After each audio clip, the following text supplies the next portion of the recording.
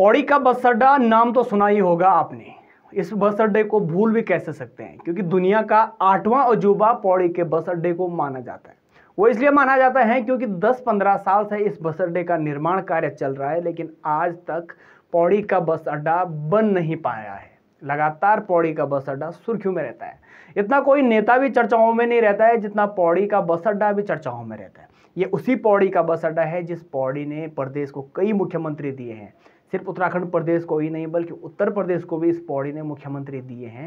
लेकिन इस पौड़ी का बस अड्डा आज भी निर्माणाधीन है, जो समय समय पर चर्चाओं में बना रहता है। इस बार फिर पौड़ी का बस अड्डा जो है वो चर्चाओं में आ गया, और इस बार चर्चाओं में आया है पौड़ी जो नगर पालिका अध्यक्ष हैं यशपाल बेनाम, उनके चलते चर्चाओं में आया है। क्योंकि पौड़ी नगर पालिका के जो अध्यक्ष हैं यशपाल बेनाम, उनका कहना है कि अब पौड़ी का जो बस अड्डा है वो पूरा होने वाला है और पौड़ी का बस अड्डा उनके नाम पर किया जाए।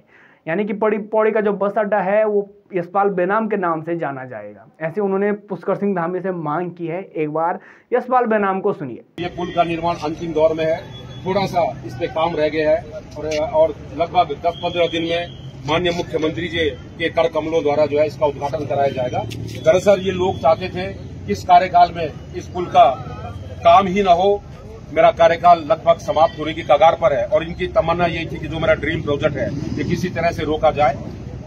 24 दिन इस महीने के रह गए हैं, 30 दिन अगले महीने के हैं और 2 दिन दिसंबर महीने के हैं। दिसंबर को हमारा कार्यकाल खत्म हो रहा है। कुल मिला के 56 दिन।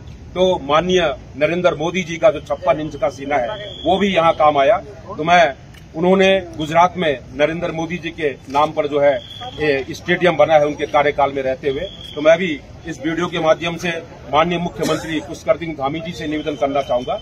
इस बस अड्डे के लिए मैंने बड़ी पूजा पाठ किया है, तमाम लोगों की बातों का जवाब दिया है। तो बेहतर होगा कि अगर आप इस स्टेशन का नाम यशपाल बेनाम बस स्टेशन पौड़ी रख दे मेरे कार्यकाल के दौरान ही, तो मेरे समर्थक, मेरे परिजन, भारतीय जनता पार्टी के तमाम लोग और पूरी पौड़ी के लोग आपके आभारी रहेंगे। ये तो हुई मन की बात साथियों। अब मैं काम की बात आपसे प्रारंभ करना चाहूंगा। देखिए पुल जो है इसमें आने जाने के लिए गाड़ियां हैं, आने जाने के लिए लोगों का पैदल रास्ता है और मैं फोटोग्राफर से निवेदन करूंगा, कैमरामैन से, और ये 80 गाड़ियों की लगभग पार्किंग है।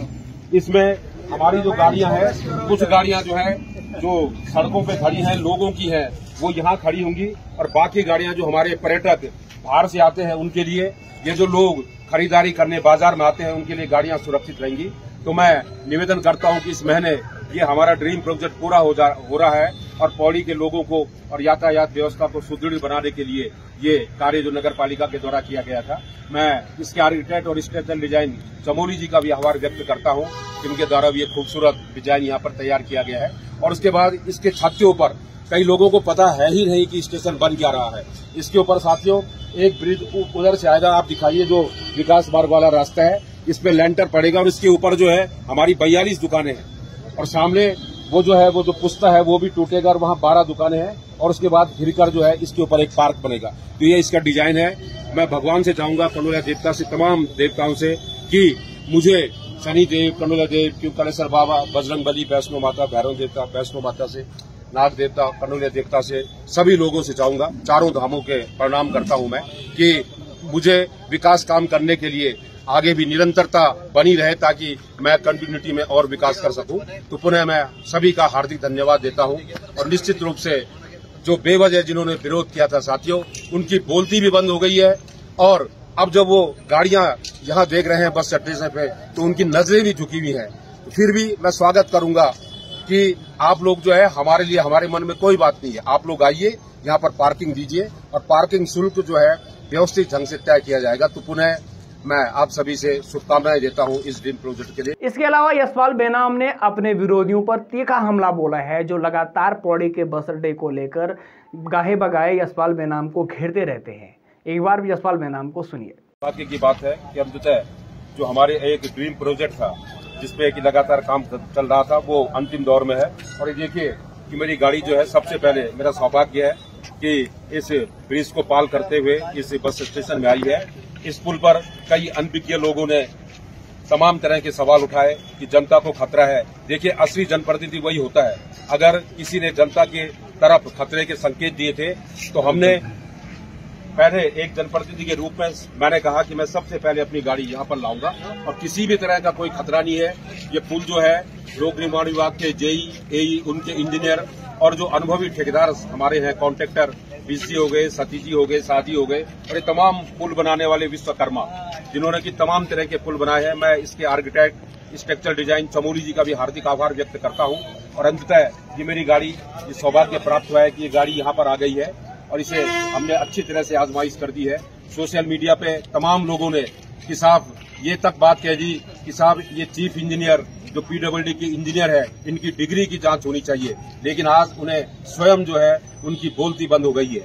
कुछ लोग ऐसे होते साथियों, जैसे मैं उदाहरण देना चाहूंगी कि रावण बड़ा ज्ञानी था लेकिन उसको घमंड था और अंततः वो मर्यादा पुरुषोत्तम राम के हाथों उसके जीवन का अंत हुआ। उसी तरह से कुछ लोग हैं जो रामलीला में रावण का अभिनय कर रहे हैं, लेकिन उनका घमंड और ज्यादा बढ़ गया है और उनका राजनीतिक अंत जो है इस नगरपालिका अध्यक्ष यशपाल बेनाम के हाथों हो गया है, जिन्होंने की अनाप शनाप बातें की थी। मैं माननीय पूरी पौड़ी की जनता का हार्दिक आभार व्यक्त करता हूं कि आपने अपने इस बेटे पे विश्वास किया और कभी भी कोई खतरा आएगा तो जनप्रतिनिधि जो होता है जनता के लिए जान देने को भी तैयार है। पौड़ी का बस अड्डा इतनी चर्चाओं में रहा है कि आपको बता दें कि पौड़ी के बस अड्डे पर कविताएं तक बन चुकी हैं। हर कोई सोशल मीडिया पर अगर आप पोस्ट देखेंगे तो पौड़ी के बस अड्डे को लेकर तरह तरह की टिप्पणियां जो हैं वो लोग करते हैं। कोई हास्य में करते हैं तो कोई गंभीर होकर करते हैं। पौड़ी के बस अड्डे को लेकर अब आपका क्या कहना है, आप हमें कमेंट में जरूर बताएं। देखते रहिए न्यूज स्टूडियो उत्तराखंड।